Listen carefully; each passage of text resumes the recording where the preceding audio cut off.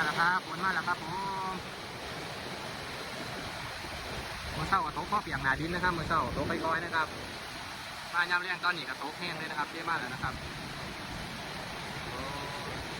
ตาป่าตาฝนโดนแห้งนะครับถึงช่วงโดนแห้งนะครับ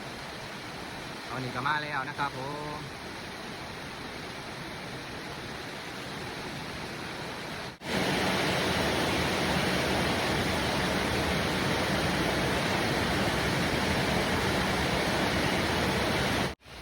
ฝ่ามืดไปแล้วนะครับ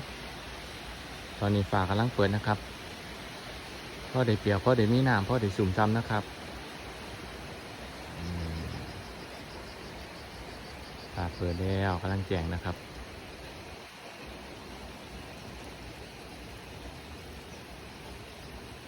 แล้วพบกันใหม่ครับสวัสดีครับ